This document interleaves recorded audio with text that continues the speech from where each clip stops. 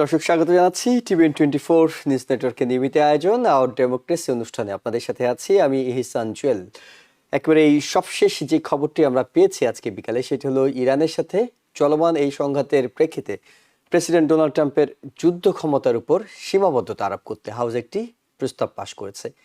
এটি ট্রাম্পের যুদ্ধনীতি ও একক সিদ্ধান্তের বিরুদ্ধে কংগ্রেসের একটা বড় ধরনের প্রতিবাদ হিসেবে দেখা হচ্ছে। কারণ এই প্রস্তাবটি 215-208 ভোটে পাশ হয়, যেখানে 4 জন রিপাবলিকান প্রতিনিধি তারা দলীয় সিদ্ধান্তের বাইরে গিয়ে ডেমোক্রেটদের পক্ষে ভোট দিয়েছেন। তবে এর পাশাপাশি এটি একটি কনকারেন্ট রেজলিউশন হওয়ায় এটি পাশের জন্য উভয় কক্ষের অনুমোদন হলেই হবে, এটি প্রেসিডেন্টের কাছে অর্থাৎ স্বাক্ষরের জন্য যাওয়ারও দরকার হবে না। এবং একই সাথে রিপাবলিকান নিয়ন্ত্রিত কংগ্রেসে ট্রাম্পের যে সিদ্ধান্ত এটি কিন্তু সাম্প্রতিক সময়ে বেশ কয়েকবারই ধাক্কা খাচ্ছে। কারণ আমরা দেখেছি এর আগে অর্থাৎ গতকালকেই ট্রাম্পের খুব প্রিয় একটা বিল, যেটি $1.8 বিলিয়ন এন্টি ওয়েপনাইজড তহবিল, সেখানে এবং তার একই সাথে বড়রুমের নিরাপত্তার জন্য যে অর্থ তিনি চেয়েছেন সিনেট রিপাবলিকানরা সেটা স্থগিত করে দিয়েছেন। জনগণের ক্ষোভ, নিত্য প্রয়োজনীয় জিনিস এবং জ্বালানির উচ্চ মূল্যের কারণে অনেক রিপাবলিকান সদস্যই এখন ট্রাম্পের উপর চাপ তৈরি করছেন।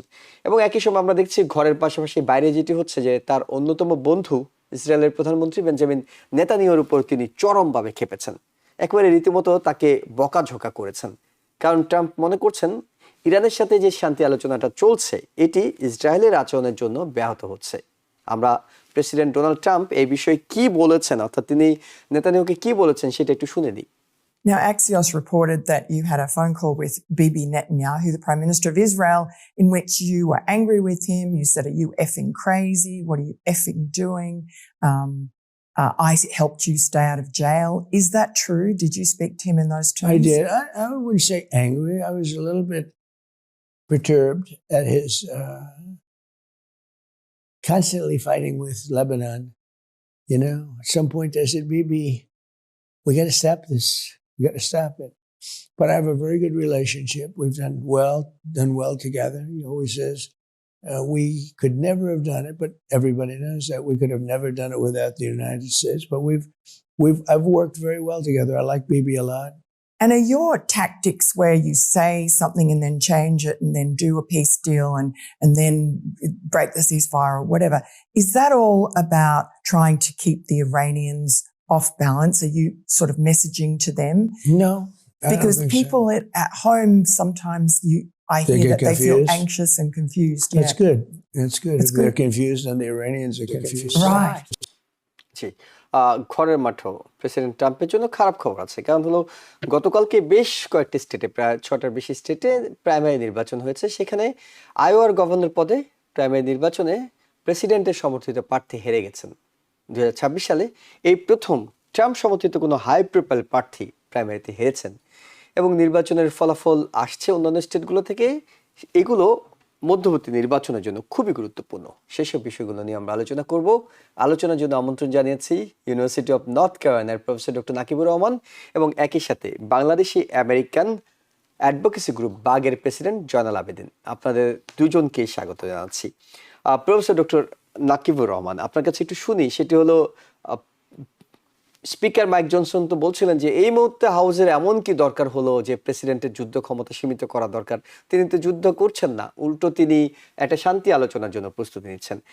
এইবার প্রথমবারের মতো হাউস যে তার ক্ষমতাটা সীমিত করতে বিলটি পাশ করতে পারলো, এটা কতটা গুরুত্বপূর্ণ ঠিক এই মুহূর্তে? এটা ডেফিনেটলি খুবই গুরুত্বপূর্ণ জুয়েল ভাই। আমরা যদি দেখি যে যদিও নভেম্বরে কংগ্রেসের নির্বাচন হবে, সেখানে হাউস রিপাবলিকান পার্টির কন্ট্রোলে না থাকার সম্ভাবনাই বেশি। সো এই জায়গায় এসে এখনো পর্যন্ত যে থিন মেজরিটি ছিল সেই থিন মেজরিটির উপরেও যে গৃহদাহের কথা আমরা শুনছিলাম, এই গৃহদাহটা তার একটা প্রকাশ্য রূপ এই ভোটিংয়ের মাধ্যমে হলো। আমরা এখানে দেখলাম যে 4 জন রিপাবলিকান কংগ্রেসম্যান, তাদের মধ্যে কেন্টাকির থমাস মেসি, যিনি অলরেডি মানে একটা রেকর্ড ব্রেকিং প্রাইমারি হয়েছে সেখানে ডোনাল্ড ট্রাম্প এবং এপ্যাক থমাস মেসিকে হারিয়ে দেওয়ার জন্য যে পরিমাণ অর্থ খরচ করেছে এটা আমেরিকার প্রাইমারির ইতিহাসে বিরল। তো সেই থমাস মেসি কিন্তু he is not backing down, যদিও তিনি প্রাইমারিতে পরাজিত হয়েছেন, কিন্তু তিনি স্টিল মানে এই নির্বাচন হয়ে যাওয়ার পরও আগামী কংগ্রেস বসার আগ পর্যন্ত, জানুয়ারির আগ পর্যন্ত তিনি এই কংগ্রেসের মেম্বার, এবং তিনি he is not backing down. এর বাইরে ব্রায়ান ফিসপ্যাট্রিক, টম ব্যারেট এবং ওয়ারেন ডেভিডসন, এই চারজন পার্টি লাইন ক্রস করে তারা ভোট দিয়েছেন, এবং ফাইনাল ট্যালি হলো 215 to 208। সো প্রায় 7 ভোটে এটা জয়যুক্ত হয়। সাথে সাথে আপনি যেটা বলছিলেন যে এন্টাই ওয়েপেনাইজেশন বিল, $1.8 বিলিয়ন ডোনাল্ড ট্রাম্প চেয়েছিলেন জানুয়ারি 6-এর সেই যারা ইনসারেকশনে অংশগ্রহণ করেছিল তাদের ক্ষতিপূরণ দেওয়ার জন্য, এটাও ডেড। এটা নিয়ে রিপাবলিকানদের কোনো উৎসাহ উদ্দীপনা নেই, এবং এটা pretty much dead on the water. এবং তার বাইরে আপনি যেটা বলছিলেন যে আমরা দেখছিলাম যে এত কিছুর পরও রিপাবলিকান পার্টির উপরে ডোনাল্ড ট্রাম্পের যে একচ্ছত্র কন্ট্রোল, সেই কন্ট্রোলটার ক্ষেত্রেও আমরা একটা ক্র্যাক দেখতে পেলাম যে আইওয়ার গভর্নর প্রাইমারিতে ডোনাল্ড ট্রাম্প র্যান্ডি ফেনস্ট্রাকে এন্ডোর্স করেছিলেন, কিন্তু তিনি হেরে গিয়েছেন। তিনি 3বার আইওয়ার কংগ্রেসম্যান ছিলেন, এবং মানে তিনি কিন্তু একেবারে আনপপুলার তা না, মানে যাকে তাকে এনে ট্রাম্প এন্ডোর্স করেছে সেটা না, কিন্তু এরকম একটা কি বলা যায় যে ট্রাম্প লয়াল ডিপ রেড স্টেটে ডোনাল্ড ট্রাম্পের ক্যান্ডিডেট প্রাইমারি উত্তীর্ণ হতে পারলো না, এটাও একটা বড় উদ্বেগের ব্যাপার। এর বাইরে আমরা যেটা দেখছি যে 6টা স্টেটে গতকালকে প্রাইমারি হয়েছে, এবং এই 6টা স্টেটে জয়নাল ভাই হয়তো খুশি হবেন শুনলে, বাগ যেই এজেন্ডা নিয়ে কাজ করছে, প্রোগ্রেসিভ মুসলিমদের স্বার্থ রক্ষা, আমরা নিউ জার্সিতে দেখেছি। নিউ জার্সি ডিস্ট্রিক্ট 12-এ একজন ইজিপশিয়ান মুসলিম ডাক্তার, যিনি আমেরিকার সেনাবাহিনীর ডাক্তার ছিলেন, তিনি গাজাতে চিকিৎসা করতে গিয়েছিলেন, তিনি প্যালেস্টিনিয়ান কজকে ধারণ করেন। ডক্টর আদাম হামওয়ে তিনি নির্বাচিত হয়েছেন প্রাইমারিতে, এবং আশা করা যায় এটা একটা deep blue seat 12 New Jersey 12, তিনি নভেম্বরে ইলেক্টেড হবেন। এর বাইরেও ক্যালিফোর্নিয়ার আমি সিটটার নাম্বারটা ভুলে গিয়েছি, সম্ভবত 4 অথবা সামথিং, আয়শা, তিনি আফগান বংশোদ্ভূত একজন মানবাধিকার কর্মী, তিনি ইতিপূর্বেও ক্যালিফোর্নিয়ার স্টেট সেনেটর ছিলেন। তিনি এরিক সোয়ালওয়েলের যেই সিটটা তিনি ছেড়ে ছিলেন সেই সিটে তিনি প্রাইমারিতে ইলেক্টেড হয়েছেন, এবং এটাও একটা মানে খুবই ডিপ ব্লু স্টেট। সো আমরা আগামী কংগ্রেসে অ্যাটলিস্ট 2জন মুসলিম কংগ্রেসম্যান পাবো, এটা আমাদের জন্য একটা বেশ ভালো লক্ষণ। জি, এটি নিঃসন্দেহে একটা সুখবর, এবং হয়তো পরের বছরগুলোতে আরো অনেককে উৎসাহিত করবে নির্বাচন করার বিষয়ে। আমি একটু জয়নাল আবেদিন আপনার কাছে যেতে চাই, সেটা হলো থমাস মেসির কথা বলছিলেন, আমরা সেই আলোচনায় আসবো যে মানে উনি তো প্রাইমারিতে হেরে গেছেন, তারপর আরো 3জন সাহস করলেন এখন দলের সিদ্ধান্তের বাইরে গিয়ে কথা বলতে। একদিকে প্রেসিডেন্ট ট্রাম্পের সিদ্ধান্ত, অর্থাৎ তার ক্ষমতাকে সীমিত করা হয়েছে, অন্যদিকে প্রেসিডেন্ট ট্রাম্প খুব আন্তরিকভাবে চেষ্টা চালিয়ে যাচ্ছেন বলে মনে হচ্ছে যে তিনি ইরান বিষয়ে একটি চুক্তি করতে চান। কিন্তু প্রত্যেকটা দিন আমরা যে আপডেটগুলো দেখছি, বিচার মানি তালগাছটা আমার, নতুন নতুন শর্ত যুক্ত হচ্ছে। ইভেন মার্কো রুবিও কালকে বলছিলেন স্টেট অফ হরমুজ যদি খুলে দেওয়া হয় তাও কিন্তু ইরানের উপর স্যাংশন তোলার ব্যাপারে কোনো সিদ্ধান্ত আসবে না। এই অচলাবস্থার মধ্যে কতটা আশাবাদী হতে পারছেন যে আমেরিকা যে ওয়েতে হাঁটছে, ইরান যে পাল্টা ওয়েতে হাঁটছে, আদৌ কোনো শান্তি চুক্তি হবে নাকি একটা অমীমাংসিত, যেটা হয়তো আমরা ইউক্রেন রাশিয়ার ক্ষেত্রে দেখতে পাচ্ছি, মাঝে মাঝে গিয়ে হামলা হচ্ছে, প্যালেস্তাইন গাজার ক্ষেত্রে দেখতে পাচ্ছি, এমন একটি ইস্যুর দিকে ইরান এবং আমেরিকার এই যুদ্ধটি ধাবিত হচ্ছে? যুদ্ধের 28শে ফেব্রুয়ারি বিশেষ করে এই যুদ্ধটি শুরু করার পর থেকেই ইরান বলে এসছে যে তারা ডিফেন্সিভ, মানে তারা আত্মরক্ষার জন্যই। আমরা গত কিছুদিন ধরে অত্যন্ত আশাবাদী ছিলাম যে যেভাবে টানাপোড়েনের মধ্য দিয়ে যুদ্ধবিরতি চলছে, যে উভয় পক্ষেই দেখা যাচ্ছে যে অনেকটা সংযত আচরণ করার জন্য চেষ্টা চলছে, এবং যদিও আহ, আহ, এখানে সেখানে ক্ষুদ্রাতি ক্ষুদ্র অনেক কিছু ঘটেছে, কিন্তু আজকে যে বিষয়টা ঘটেছে এটা পুরো বিষয়টাকে আরো মনে হয় জটিল করে তুলবে। আজকে Okay. যে কাতারে কুয়েতে যে কুয়েতে আক্রমণ, জি কুয়েতে যেটি হয়েছে। কুয়েতে যে আক্রমণটা অত্যন্ত আক্রমণ, এর মধ্য দিয়ে ইরান যে মেসেজটা দিতে যাচ্ছে সেটি হচ্ছে যে আমাদের উপরে তাদের উপরে হামলা হলে তারা সেটাকে আর সহজভাবে নিবে না, অর্থাৎ আহ, ছড় দিলে পাটকেল খেতে হবে, এই এই জিনিসটা বুঝাইতে চেয়েছে, এবং সেটা তারা করেছেও। এবং আরেকটি জিনিস এখানে যেটা মেসেজ দেয়া হচ্ছে সারা বিশ্বকে, সেটা হলো, এবং আরব কান্ট্রিগুলোকেও, যে যারা দালালি করবে তাদের শাস্তি আহ, অন্যদের চাইতেও, ইরান মানে ইসরায়েলের চাইতেও ভয়াবহ হবে। কারণ সিএনএন একটা রিপোর্ট করলো, এবং আরেকটা আউটলেট দেখলাম, যে ইরান যুদ্ধের এই এই বছরের মানে অর্থাৎ ফেব্রুয়ারির যুদ্ধের শুরুতে যেমনি ভাবে ইরান অ্যাগ্রেসিভলি আক্রমণটা করেছিল, তার সবগুলো সীমা কিন্তু আজকে ছাড়িয়ে গেছে, যার ফলে আহ, আরব কান্ট্রিগুলো সবগুলোই এইটা নিন্দা জানিয়েছে, ইনক্লুডিং লেবানন, যেটা আহ, উল্লেখযোগ্য। কারণ লেবাননের জন্য ইরান তাদের হার্টটা দিয়ে দিচ্ছে, তাদের রক্ত দিচ্ছে, তাদের সবকিছু দিচ্ছে।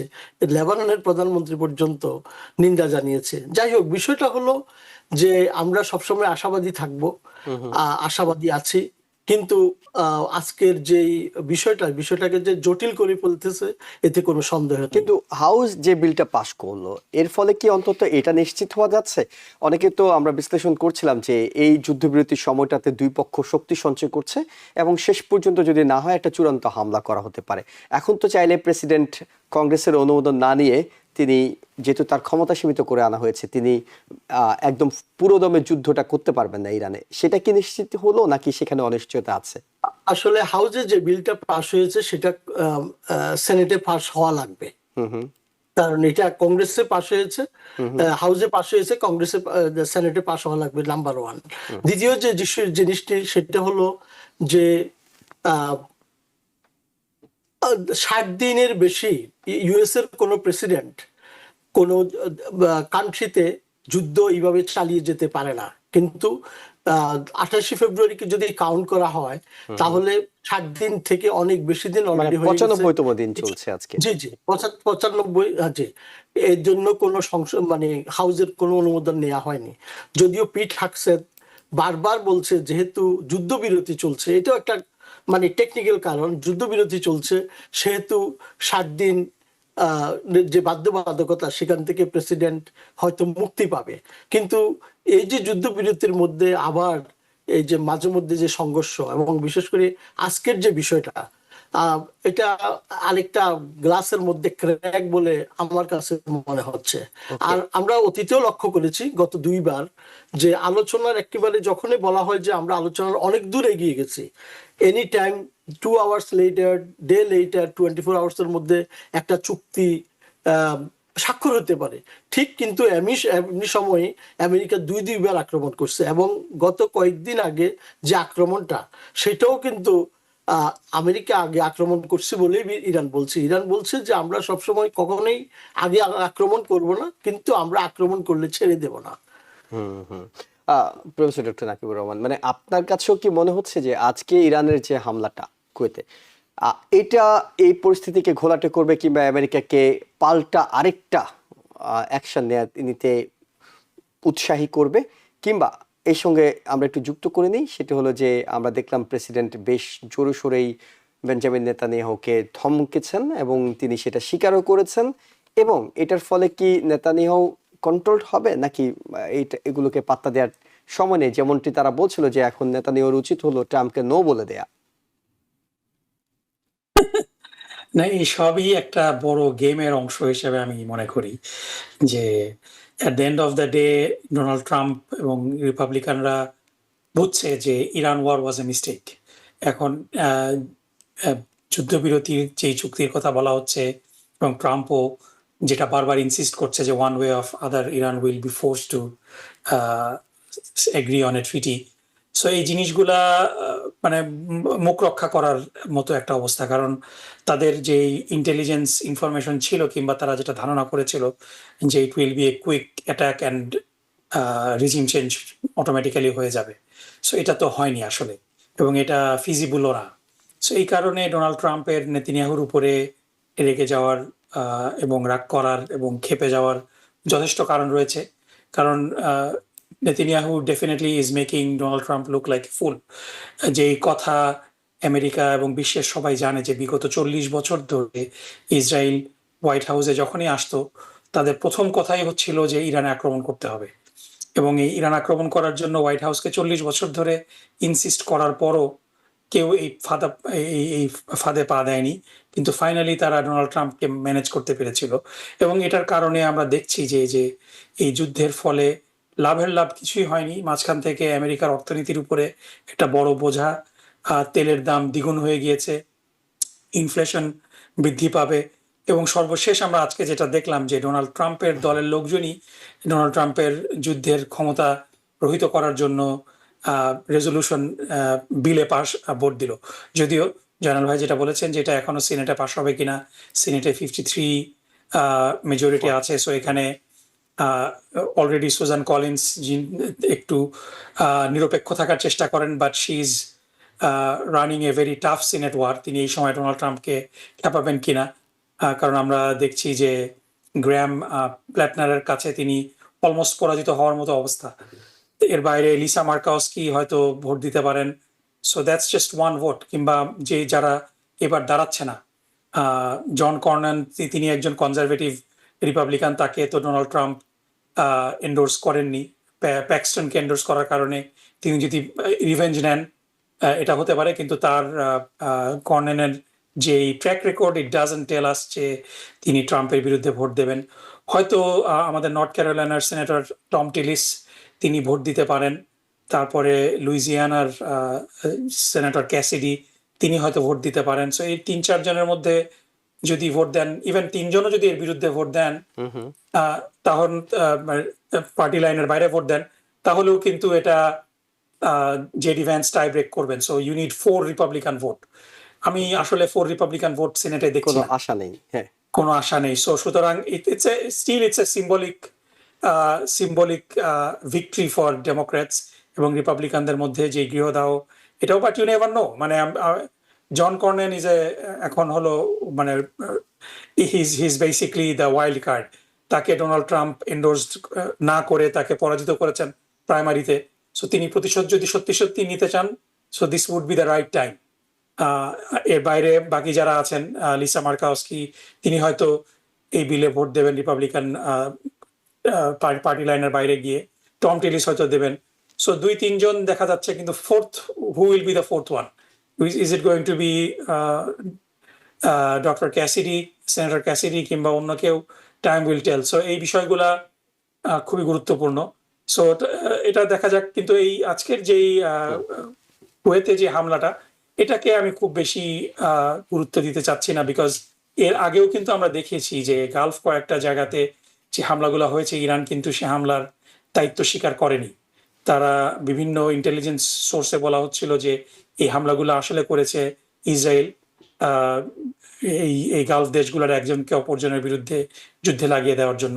সুতরাং আরো ইনফরমেশন আমাদেরকে পেতে হবে, দেন উই ক্যান কনক্লুড। কারণ নর্মাল রেশনাল বলে না যে এটা ইরানের জন্য এই সময় গালফ দেশগুলা মোটামুটি কিন্তু ইরানকে, ইউএই ছাড়া বাকিরা কিন্তু ইরানকে মানে একেবারে ত্যাগ করে যায়নি। সুতরাং এই পরিস্থিতিতে নিজের উপরে আরেক দফা হামলার ক্ষেত্র তৈরি করা ইরানের জন্য আমার মনে হয় না যে এটা strategic. So time will tell, আমরা বলতে পারবো পরবর্তীতে আরো ইনফরমেশন পেলে যে এটা সত্যি সত্যি কি কারণে হলো কিংবা কেন হলো। জি, অনেক ধন্যবাদ আপনাকে। আমরা একটা ছোট্ট বিরতি নিতে হবে, বিরতির পর আমরা জনাবদিন আপনার কাছে ফিরে আমরা একটু জানবো যে আসলে প্রেসিডেন্ট ডোনাল্ড ট্রাম্পের সঙ্গে বেঞ্জামিন নেতানিয়াহুর যে সাম্প্রতিক উত্তপ্ত বাক্যালাপ, এটি কি নেতানিয়াহুকে নিয়ন্ত্রণে আনবে, নাকি শেষ পর্যন্ত নেতানিয়াহু তার পথে চলবেন? প্রেসিডেন্ট ডোনাল্ড ট্রাম্প হয়তো আপাতত একটা তার রাগ উগরে দিয়েছেন, পরবর্তীতে আবার কোন একটা জায়গায় গিয়ে তিনি যেটি করেন আর কি, যে মুড চেঞ্জ হয়, সেরকম কোনো কিছু হয়ে যাবে। আমরা সেটা আপনার কাছে জানবো এবং এরপরে আমরা আসলে কথা বলবো যে 6টি স্টেটে প্রাইমারি নির্বাচন হয়েছে সেগুলোর ফলাফলও একটু বিশ্লেষণ করার চেষ্টা করব। আপনারা আমাদের সঙ্গে থাকুন, দর্শকরা আমাদের সঙ্গে থাকুন। দর্শক, আবারও স্বাগত জানাচ্ছি আওয়ার ডেমোক্রেসি অনুষ্ঠানে। আমাদের সাথে অতিথি হিসেবে যুক্ত আছেন ইউনিভার্সিটি অফ নর্থ ক্যারোলাইনার প্রফেসর ডক্টর নাকিবুর রহমান, আছেন বাংলাদেশি আমেরিকান অ্যাডভোকেসি গ্রুপ বাগের প্রেসিডেন্ট জয়নাল আবেদিন। আপনাদের দুজনকে আবারও স্বাগত। জয়নাল আবেদিন, আপনার কাছে একটু জানতে চাচ্ছিলাম যে প্রেসিডেন্ট ডোনাল্ড ট্রাম্প এবং প্রাইম মিনিস্টার বেঞ্জামিন নেতানিয়াহু গলায় গলায় ভাব, অনেক কিছু হয়েছে, যেটি বলছিলেন ডক্টর নাকিবুর রহমান যে অন্য কোনো প্রেসিডেন্টকে গত 40 বছর ধরে রাজি করাতে পারেননি, প্রেসিডেন্ট ট্রাম্পকে পেরেছেন, অর্থাৎ তিনি কনভিন্স করতে পেরেছেন। সেই জায়গায় এখন খেপাখেপি চলছে। এটি কতটা কতদিন থাকবে, নাকি এটি আসলে শেষ পর্যন্ত চেঞ্জ হয়ে যাবে? এখানে প্রথম কথা হচ্ছে যে কয়েকদিন আগে ডোনাল্ড ট্রাম্প নিজেও স্বীকার করেছেন যে ইরানের যুদ্ধটা ভুল ছিল, এবং শুরু থেকেই কিন্তু আমরা বলে এসেছি যে ইরানে যাওয়ার যুদ্ধটা ভুল ছিল। তো ফাইনালি ওনার নিজের মুখ থেকে সেটি স্বীকার করছেন উনি। আর এই যে বিবি নেতানিয়াহুর সাথে উনি যে ব্যবহার বা কথাবার্তা বলেছেন, আমাদের একটা প্রবাদ আছে যে বড় ভাই সুলভ একটু আচরণ, আহ, অন্যদেরকে খুশি করার জন্য, বিচারটাকে নিজের পক্ষে নেয়ার জন্য অনেক সময় দেখা যায় যদি কোনো বিচারে বড় ভাই ছোট ভাই অন্যায় করে থাকে, তখন কি করে বড় ভাই একটু চট থাপড় দিল হালকা করে, আসলে কিছু আহ দেখালো অন্যদেরকে যে আমি তো তাকে শাসন করছি। তো বিষয়টা এটা আমাদের বুঝতে হবে যে মান অভিমান, কথাবার্তা অনেক কিছুই থাকতে পারে, কিন্তু ইসরায়েলের যে পলিসি, ইসরায়েল যে আমেরিকাকে কন্ট্রোল করে, সেখানে কোনো দ্বিমত আসবে না। আমরা দেখেছি বাইডেনের ক্ষেত্রে, আমরা দেখেছি বারেক ওবামার ক্ষেত্রে, আমরা দেখেছি অতীতে বুশের ক্ষেত্রে, এবং আমরা ডোনাল্ড ট্রাম্পকেও দেখছি। এবং যে কথাটি প্রফেসর সাহেব অত্যন্ত সুন্দরভাবে উপস্থাপন করেছেন, 40টি বছর ইসরায়েল অপেক্ষা করেছে একজন ডোনাল্ড ট্রাম্পকে পাওয়ার জন্য, যাকে কনভিন্স করে ইরানের মতো একটা দেশের সাথে একটা আঞ্চলিক যুদ্ধ শুরু করে দিয়ে আজকে অর্থনীতির যে 12টা বাজতেছে, বহির্বিশ্বে যে আমেরিকা বন্ধু হারাচ্ছে, এই সব দিক, এই যে পুরোটা রিস্ক কেন নিল? তো সুতরাং কথাবার্তার ফাঁকে যে কথাগুলো এসছে, ডোনাল্ড ট্রাম্প অত্যন্ত মাঝে মধ্যে সৎ মানুষ, মনের অজান্তে সত্য কথাগুলো বলে ফেলেন, এবং উনি এই কথাগুলো বলছেন। আমার মনে হয় নেতানিয়াহু এটার জন্য কোনো মাইন্ড করে নাই, করবেও না, কারণ জানে আলটিমেট রেজাল্ট যেটা, যে যে আগ্রাসনটা তারা নেতানিয়াহু লেবাননে চালিয়ে যাচ্ছে, গাজাতে চালাচ্ছে, আলটিমেট রেজাল্ট যেটা, যেমন গাজাকে শেষ পর্যন্ত রিয়েল এস্টেট করার জন্য যে পরিকল্পনা, এবং বৃহত্তর ইসরায়েলের যে পরিকল্পনা, লেবাননকে শুদ্ধ, তো এই যে আলটিমেট রেজাল্টের সাথে কিন্তু আমেরিকা একমত। ফলে যে কথাগুলো হয়েছে, কথাগুলো সত্য, হয়তো আমাদেরকে কিছুটা যেমন বিনোদনও দিল, যেটা হাসির রসাত্মক অনেক কিছু সারা বিশ্বে হচ্ছে। At the same time Donald Trump দেখালো যে আমি মাঝে মধ্যে সত্য কথাগুলো বলে ফেলি, এবং নেতানিয়াহুকে আমি শাসন করতে পারি, এবং একদিনের জন্য হইলো হয়তো লেবাননের যে বৈরুতে হামলাটা করা জন্য খুবই প্রিপেয়ার ছিল, সেটি রক্ষা হয়েছে, এটা অত্যন্ত ভালো দিক। তো আমরা তো ভালোটাই আশা করি, কিন্তু আনফরচুনেটলি কোন দিকে যাচ্ছে সেটা সময় বলবে। তবে ডোনাল্ড ট্রাম্প ভিতরে বাহিরে, যেমন আজকের যে বিষয়টা 215 এবং 28 যেটি পাশ হলো, $1.8 বিলিয়ন দিতে পারলো না, বলরুমের সিকিউরিটির জন্য যে ফান্ডটা, সেটা স্টপ করে দিল, ভিতরে বাহিরে অত্যন্ত প্রেসারে আছে। ফলে এটার একটি বহিঃপ্রকাশ উনি ঘটিয়েছেন, এতে কোনো সন্দেহ নাই। এই এই এর বাইরে আমি তেমন কিছু মনে করছি না। তাদের সম্পর্কের কোনো ফাটল না, সম্পর্কের মধ্যে কোনো ধরনের প্রভাব ফেলবে না, দুইজনেই বলছে অনেকটা। জি, অনেক ধন্যবাদ প্রফেসর ডক্টর নাকিবুর রহমান। আমরা একটু সহজ করে আপনার কাছে এই যে 6টি স্টেটের প্রাইমারিগুলো হলো, এগুলো একটু বুঝে নিতে চাই এই কারণে যে আইওয়ার বিষয়টা বড় পরিসরে আলোচনা হচ্ছে, যে সেখানে 2026 সালে এই প্রথমবার প্রেসিডেন্ট ডোনাল্ড ট্রাম্প কোনো বড় প্রার্থীর ক্ষেত্রে এভাবে হোঁচট খেলেন, কিন্তু দেখা যাচ্ছে তিনি যাকে এন্ডোর্স করছেন দেশের মধ্যে তার অ্যাপ্রুভাল রেট অনেক কমছে, কিন্তু রিপাবলিকান পার্টি তাকেই মাথায় তুলে নাচছে। এখন সামনে মিড টার্ম নির্বাচন, তার সঙ্গে এই 6টা প্রাইমারির কোনো একটা কানেকশন কি আসলে পাচ্ছেন বিশ্লেষণে? জুয়েল ভাই, আমি এই প্রশ্নে যাওয়ার আগে একটু নেতানিয়াহুর সাথে ট্রাম্পের যেই কি বলা যায় যে অ্যাপারেন্ট একটু কি বলা যায় যে ক্ষোভ বাদানুবাদ। কিংবা ভেন্ট, এটা নিয়ে একটু কথা বলি। At the end of the day আমরা যদি দেখি যে আপনার আমেরিকা বা আমেরিকান কংগ্রেস ইসরায়েলকে মিলিটারি এইড দেয় বছরে প্রায় $3.8 বিলিয়ন মতো, এবং এর বাইরেও অন্যান্য বিভিন্ন অনুদান, তারপরে অন্য সবকিছু মিলে তার ওই অক্টোবর 7-এর পরে এটা আরো বেড়ে গিয়েছে এবং প্রতি বছরই বাড়ে। মানে ইন্টারেস্টিং হলো যে এই অনুদানটা মিলিটারি এইডের পরেও কিছু লোন কিন্তু আমেরিকা দেয়, এবং এই লোনটা দেওয়ার পরে এই লোনটাকে মৌকুফ করার জন্য আবার পার্লামেন্টে কিছু কিছু কংগ্রেসম্যান এটার জন্য দাবি তোলেন এবং আলটিমেটলি লোনও মৌকুফ হয়। সো অন অ্যান অ্যাভারেজ প্রত্যেক বছর $10 বিলিয়ন ট্যাক্স পেয়ারদের পয়সা ইসরায়েলে যায় আমেরিকা থেকে, কংগ্রেস এটাকে অ্যাপ্রুভ করে। এবং এই পয়সার একটা অংশ, যদিও এটা নিয়ে অনেক কথা হচ্ছে যে এই যে American Israel political action committee AIPAC এবং ইউনাইটেড ডেমোক্রেসি প্রজেক্ট UDP, এই দুইটা মূলত ইসরায়েলি গভর্নমেন্টের পলিসি এবং কথাবার্তা অনুযায়ী চলে, এবং এদের এক্সপেন্ডিচার যদি আমরা দেখি যে এরা ক্যান্ডিডেটদেরকে প্রমোট করতে, ক্যান্ডিডেটদের বিরুদ্ধে প্রচারণা চালাতে তারা পয়সা ব্যয় করে, এবং এই অ্যামাউন্টটা হলো ক্লোজ টু $100 মিলিয়ন। আপনাদের নিউ ইয়র্কে ব্রঙ্কসে জামাল বোম্যানকে হারানোর জন্য আমরা যদি দেখি এক্সাক্ট অ্যামাউন্টটা, জামাল বোম্যানকে হারানোর জন্য $13 মিলিয়ন খরচ করা হয়েছিল। এটাও কিন্তু নিউ ইয়র্ক সিটির জন্য রেকর্ড, যে $13 মিলিয়ন একটা প্রাইমারিতে, মানে মূল ইলেকশন হলে কথা ছিল। তারপরে একইভাবে কোরি বুশ, মিজোরিতে কোরি বুশের ইলেকশনকে তাকে হারানোর জন্য $8 মিলিয়ন খরচ করা হয়েছে। তারপরে থমাস মেসিকে হারানোর জন্য, ইভেন রিপাবলিকান থমাস মেসি, তাকে হারানোর জন্য রেকর্ড পরিমাণ ডলার খরচ করা হয়েছে। সো মোটা দাগে AIPAC $100 মিলিয়ন মতো খরচ করে তারা তাদের কন্ট্রোলড একটা কংগ্রেস এবং সেনেট রাখে। সো আপনি যদি মানে বিজনেস পয়েন্ট অফ ভিউ থেকে চিন্তা করেন যে $100 মিলিয়ন ইনভেস্ট করে আপনি $10 বিলিয়ন। $10 বিলিয়ন, মানে $100 মিলিয়ন আপনি ইনভেস্ট করলেন, এটার রিটার্ন আপনি পাচ্ছেন $10 বিলিয়ন। সুতরাং এই $100 মিলিয়ন ইনভেস্টমেন্টকে তারা আরো বাড়িয়ে 200 মিলিয়ন, ইভেন $500 মিলিয়ন, $1 বিলিয়ন করে ফেলতে পারে, কারণ তারা তো রিটার্ন পাচ্ছে $10 বিলিয়ন, এবং এটার মাধ্যমে তারা কংগ্রেসকে কন্ট্রোল করে। সুতরাং ডোনাল্ড ট্রাম্প নেতানিয়াহুকে গালি দিল কিংবা ভালোবাসলো, এটাতে কিন্তু আদৌ তাদের খুব একটা ভ্রুক্ষেপ নেই, কারণ আলটিমেটলি আমেরিকার রাজনীতি এই AIPAC এবং আপনার ইউনাইটেড ডেমোক্রেসি প্রজেক্টের মাধ্যমে ইসরায়েলি গভর্নমেন্ট কন্ট্রোল করছে, এবং এ থেকে বেরিয়ে না আসলে আসলে আমেরিকাতে প্রকৃতপক্ষে আমরা কিছু করতে পারবো না।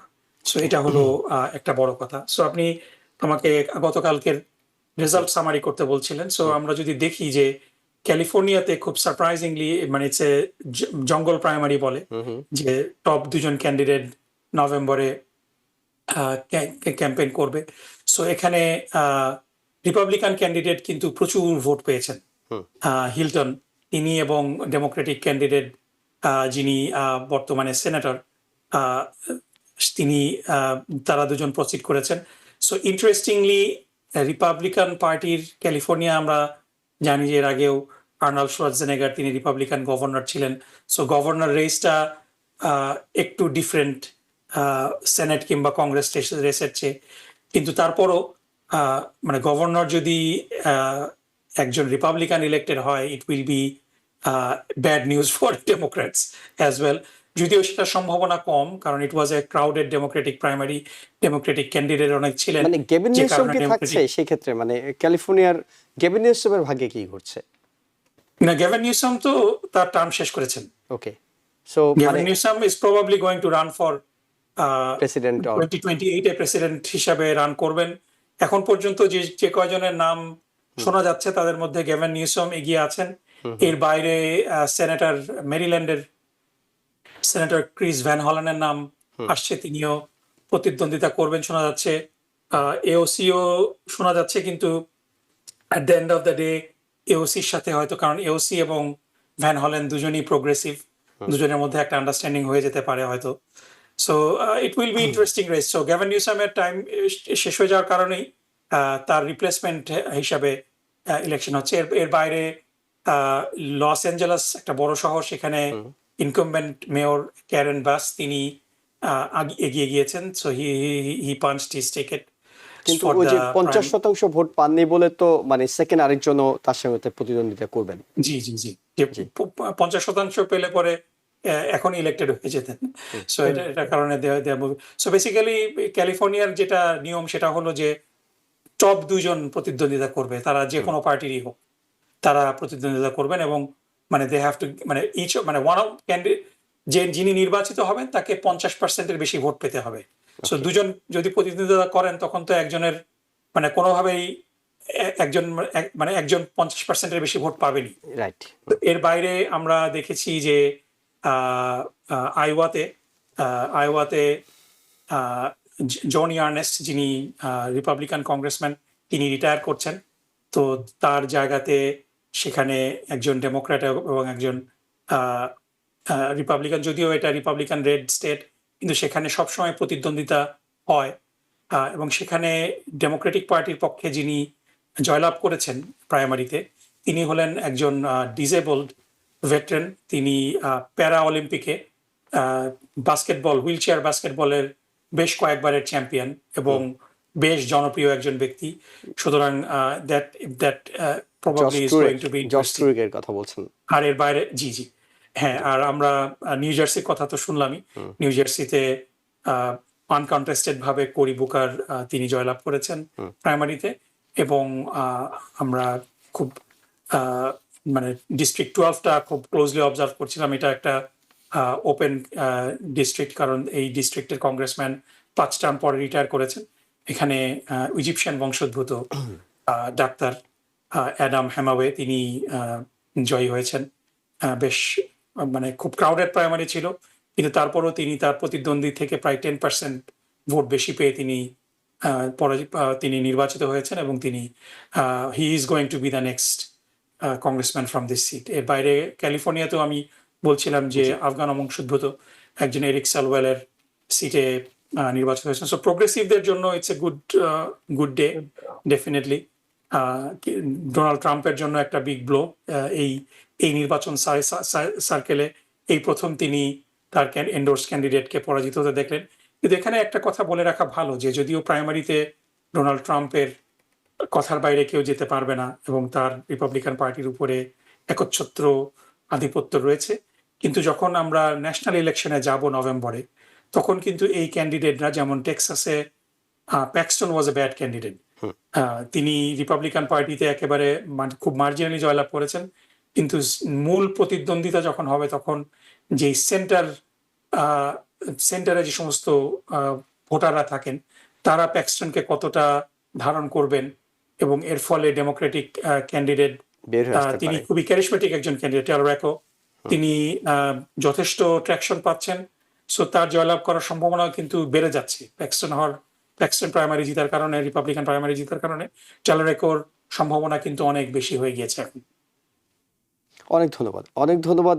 চমৎকার করে সহজ করে আপনি বিশ্লেষণ করেছেন, আমাদের দর্শকদের বুঝতে অনেক বেশি সুবিধা হয়েছে। আমরা একটু জনাব দিন আপনার কাছে যাই। আমরা তো অনেকক্ষণ ধরে প্রেসিডেন্ট ট্রাম্পের অনেকগুলো দুঃসংবাদ আলোচনা করছিলাম।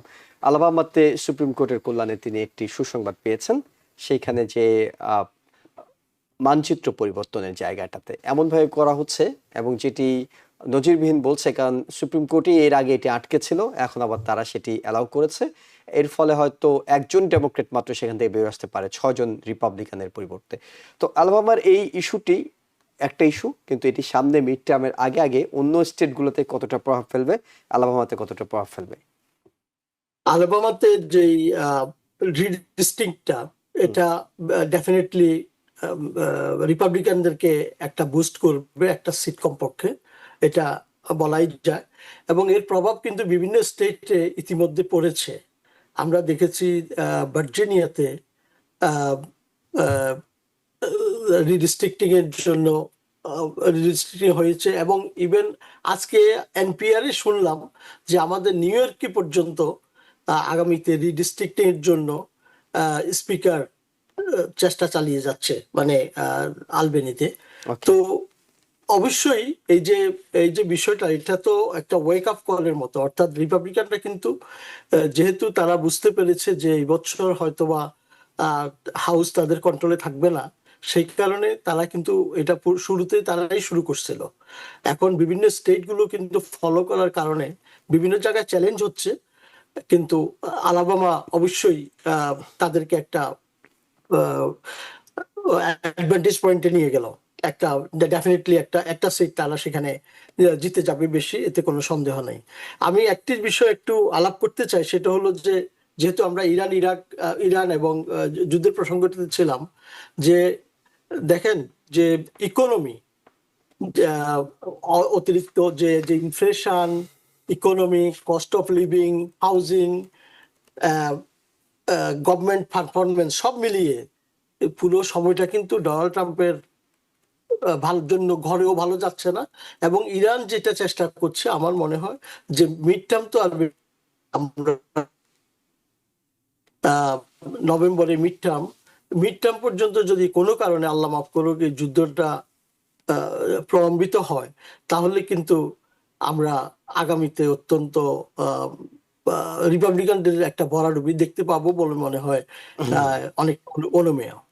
কিন্তু মানে মিড টার্ম পর্যন্ত আমার যেটা ধারণা আর কি, যে কোনোভাবে এই যুদ্ধটাকে ডোনাল্ড ট্রাম্প টেনে নেবেন না, কোনো দরকার তিনি অবস্থায় না, একা আমরা নিজে তাকে নিজে আশা চুক্তি করি। স্বাক্ষর করে ফেলবেন। হ্যাঁ, একা নিজে নিজে চুক্তি স্বাক্ষর করে ফেলবেন, এবং তাও এটা উনি চাচ্ছেন যে যে কোনো ভাবে বেরিয়ে আসতে। না না, ইরানকে No, দরকার হবে না, ইরানকে বাদ দিয়ে তিনি একা চুক্তি স্বাক্ষর করে ফেলবেন, এটাও হতে পারে। এই পরিস্থিতি যাই হোক, আমরা একটু প্রফেসর ডক্টর নাকিব রহমান আপনার কাছে শুনি। সেটা হলো যে মিড টার্ম নিয়ে তো অনেক আলোচনা হচ্ছে, একটা বিশ্লেষণ খুব সহজেই আমরা করছি, সেটি হলো যে হাউসে তারা পাচ্ছেন, সেনেটে তারা পাচ্ছেন না, মিড টার্মেও গিয়ে হয়তো পাবেন না, এ ধরনের একটা পরিস্থিতি তৈরি। এটি কি আদৌ প্রেসিডেন্ট, মানে এখনকার যে প্রেসিডেন্ট, তিনি তো কোনো প্রথাগত প্রেসিডেন্ট নয়, তাকে কি আদৌ আটকানো সম্ভব হবে কিংবা তাকে নিয়ন্ত্রণ করা সম্ভব হবে শুধুমাত্র এই হাউস দিয়ে?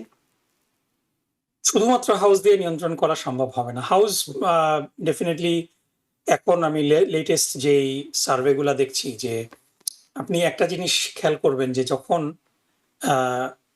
এক্সিস্টিং ইনকুম্বেন্ট যারা সদস্য তারা যখন নির্বাচন করতে চায় না, দ্যাটস ব্যাড নিউজ, এটা যে পক্ষেরই হোক। এবং আমরা এইবার যেই পরিমাণ রিপাবলিকান সেনেটর এবং কংগ্রেসম্যান ওমেনকে দেখছি রিটায়ার করতে, this is really we haven't seen in long time.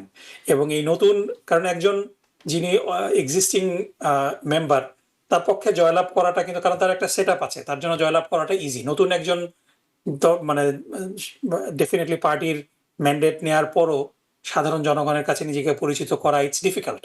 সুতরাং যে কোনো জায়গায়, যে জায়গাগুলোতে এই ক্যান্ডিডেটরা নতুন, সেই জায়গাগুলোতে কিন্তু ইন্টারেস্টিং হবে।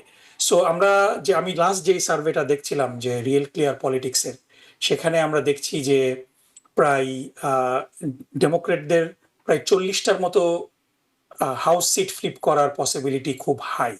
এখন এই জেরিম্যান্ডারিং করে অ্যালাবামা থেকে আপনি কিছু সিট কমাতে পারবেন, টেক্সাসে কিছু কমাতে পারবেন, কিন্তু 40টার মধ্যে থেকে এখন কিন্তু মানে খুবই থিন মেজরিটি ডেমোক্রেটদের।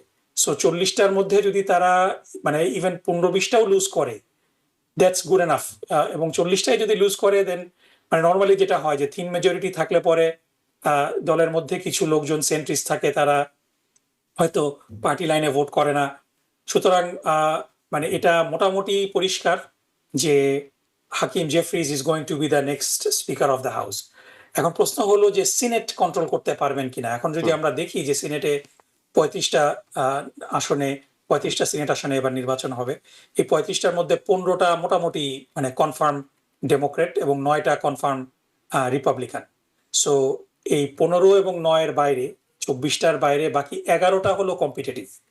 11টার মধ্যে থেকে অধিকাংশই আমরা যদি দেখি যে ডেমোক্রেটদের 4টা সিট ফ্লিপ করতে হবে, কারণ এখন 53 তাদের।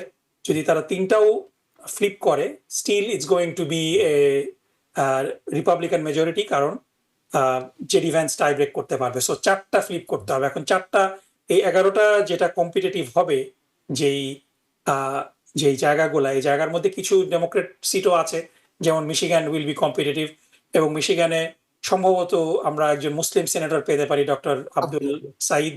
তিনি প্রাইমারিতে খুবই এগিয়ে আছেন, জয়লাভ করার সম্ভাবনা আছে। So Minnesota will be another one. এই দুইটা মোটামুটি কম্পিটিটিভ হবে, বাট আশা করা যায় ডেমোক্রেটরা এই দুইটা ধরে রাখতে পারবে। আর জর্জিয়াতে একটা মোস্ট প্রবাবলি জন আউসাফের সিটটাও competitive, but I think he will come out winner. রিপাবলিকানদের সিটগুলোর মধ্যে সবচেয়ে ভলনারেবল হলো যেটা বলছিলাম, যে নতুন সিটগুলা যেগুলাতে রিটায়ার করছেন, টম টেলিস রিটায়ার করছেন।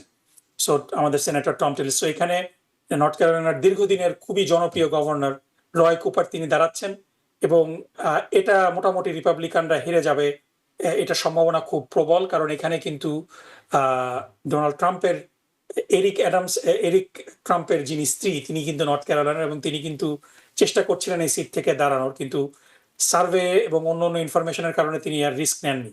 দ্যাট টেলস ইউ সামথিং, যে এই সিটটাতে প্রবাবলি রিপাবলিকানরা হেরে যাচ্ছে। So this is one they can flip. Second seat that they can flip হলো, দীর্ঘদিন সেনেটর ছিলেন শেলডন ব্রাউন, ওহায়োর। তিনি তার এখানে জেডি ভ্যান্সের এই সিটটা ওপেন, নতুন সেনেটর। সো এখানে Sheldon brown has a very good possibility, যদিও তিনি পরাজিত হয়েছিলেন গত 2024-এ, কিন্তু তিনি দীর্ঘদিন প্রায় 1 দশকেরও বেশি সময় ধরে তিনি সেনেটর ছিলেন। So he is popular. এই Ohio has been increasingly towards the right. এটা একটা সময় পার্পল স্টেট ছিল, সুইং স্টেট ছিল, কিন্তু বিগত আই থিঙ্ক প্রায় 6-7টা নির্বাচনে it voted for Republican. So এখানে শেলডন ব্রাউনের জয়লাভের সম্ভাবনাটা একটু কম, কিন্তু তারপরে দের ইজ পসিবিলিটি। সবচেয়ে সারপ্রাইজিং হলো সুজান কলিন্স, মেইনে তিনি সেন্ট্রিস্ট, তিনি তার জায়গাতে একজন অয়েস্টার ফার্মার, যিনি মানে তাকে অনেকেই বার্নি স্যান্ডার্সের সাথে কম্পেয়ার করেন, প্ল্যাটনার। তিনি কিন্তু প্রচন্ড জনপ্রিয়, এবং মোটামুটি সমস্ত মিডিয়া তার বিরুদ্ধে বিভিন্ন রকম গল্প আবিষ্কার করার চেষ্টা করছে, কিন্তু তাতেও লাভ হচ্ছে না। সো আমার মনে হয় যে this is a very good possibility. So this can be the second seat they can pick. এর বাইরে আপনার টেক্সাস ক্যান বি, প্যাক্সটনের কারণে Texas can be a very good possibility আছে। তো এই সব মিলে যদি 4টা তারা ফ্লিপ করতে পারে ডেমোক্রেটরা, তারপরে আলাস্কার বর্তমান যিনি কংগ্রেস, আলাস্কাতে একটাই কংগ্রেশনাল সিট, সেটার যিনি কংগ্রেস ওমেন, তিনি প্রতিদ্বন্দ্বিতা করছেন। So that is also a possibility. So 5টা খুব রিয়েল পসিবিলিটি আছে। 5টার মধ্যে যদি 4টা ডেমোক্রেটরা ফ্লিপ করতে পারে, কংগ্রেস এবং সেনেট দুইটা ডোনাল্ড ট্রাম্পের কবজার, রিপাবলিকান পার্টির কবজার বাইরে চলে গেলে definitely Donald Trump will be সম্ভব হবে। অনেক ধন্যবাদ, অনেক চমৎকার বিশ্লেষণ করেছেন আপনারা দুজনেই, প্রফেসর ডক্টর নাকিবুর রহমান এবং জয়নাল আবেদিন। আপনাদের দুজনকে অসংখ্য ধন্যবাদ আপনাদের মূল্যবান সময় এবং মতামতের জন্য। একসাথে দর্শক যারা দেখছিলেন সবাইকে ধন্যবাদ জানিয়ে শেষ করছি আজকের মতো। ভালো থাকবেন।